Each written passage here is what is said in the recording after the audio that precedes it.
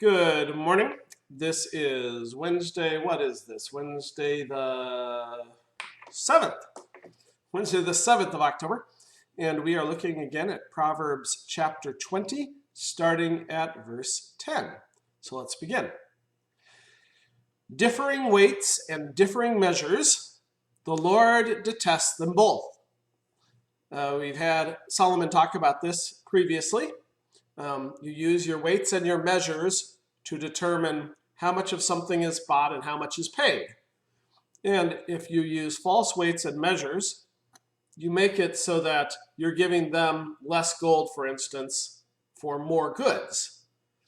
And what it's saying here is that the person who comes to you and is trusting you to have honest weights, honest measures, and then you fool them, well, that's something God hates. God wants you to do fair dealing and deal fairly with those around you, or even deal to their benefit. Certainly God does that to our benefit. And so we as Christians should seek to always have good occur on both sides of a transaction. And when good occurs on both sides of a transaction in the long run, that actually is better for both parties. It should be a win-win situation. Differing weights, you're hurting someone else by lying. Moving on, 11. Interesting one here. Even a child is known by his actions, by whether his conduct is pure and right. Actions build reputation. What you do allows people to honor you and glorify you, or to despise you and look upon you as someone who's untrustworthy. And it doesn't matter whether you're an adult or a child, your actions are going to give you a reputation. So that child may have the reputation of being a biter, or have the reputation of being mean. And even at that young age, when we know that they're being controlled by things beyond themselves, and we know that they're going to have little effect overall upon us, we make those judgments. And those judgments then redound back to their family. And so this is, one of those fears parents have. My child's going to give me a bad reputation when they act this way. Well, that is what happens.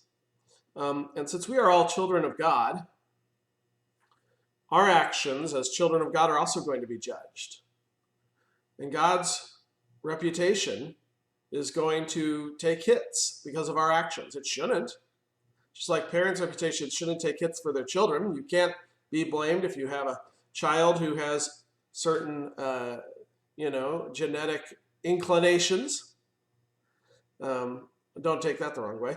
By which I mean some children throw fits, and that's just a normal thing.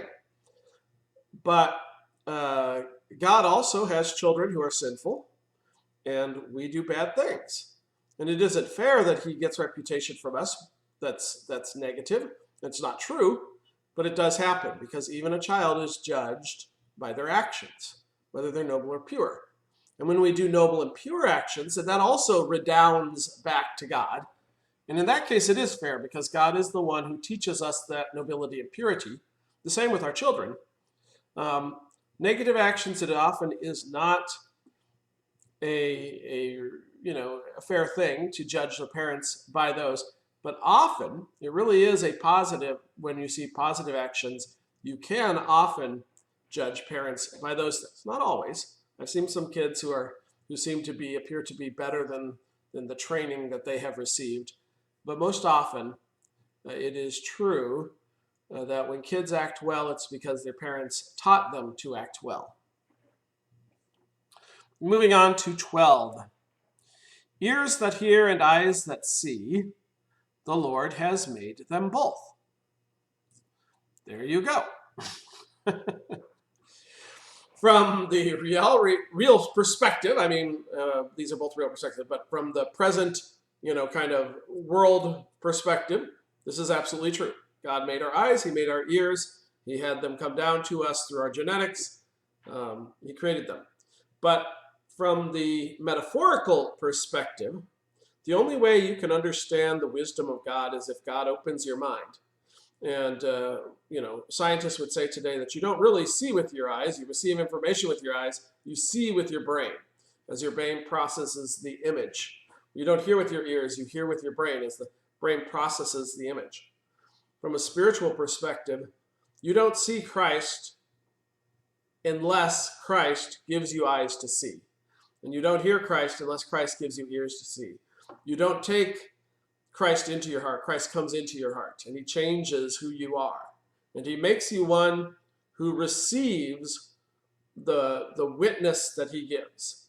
And the same with this Proverbs we're studying. You can't take these in properly unless Christ has opened you to the fear of the Lord, the beginning of knowledge. And through that fear of the Lord, now you look at this and you say, this is God's good knowledge. This is God's good gift for my life. This is reality. 13, do not love sleep or you will grow poor. Stay awake and you will have food to spare. Do not love sleep. I don't think my wife wants to hear this. She has to get up. She has so many things to do, and it's very hard for her to get everything done in the course of a day. She's exhausted and her day ends late at night and begins early in the morning. But she would love to sleep more. The point here is that if you spend excessive time, not necessary time, but excessive time, not accomplishing your vocation, the things God has given. And God kind of sets up time originally. We've messed it up, but he sets the sun comes up and the sun comes down. You have that time period to do your vocation.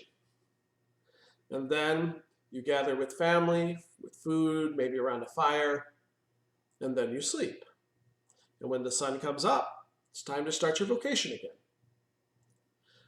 That's kind of how you're supposed to have. You're not supposed to be one who sun comes up and you pull a pillow over your head and you sleep and you don't get any work done. Now, we've thrown off the biorhythms, etc., and that's another discussion. There are places where, like, the sun never comes up, like Alaska, but this is a generalized principle. So the generalized truth is you're going to have a long day, and it's going to be a lot of work. And when you do, you'll have enough to eat, and you'll have more than enough to eat, because you will be doing the vocation God gave you, and God provides abundantly. But if you look out on the field, I just use this as an example in church, and you see all that corn, and you say, hey, I have done well, and I'm going to take a break, and you don't get to it, that corn isn't going to come in, and pretty soon there's going to be someone else farming that field, and you're not going to have enough to eat. Let's close that, and we'll start with the next video.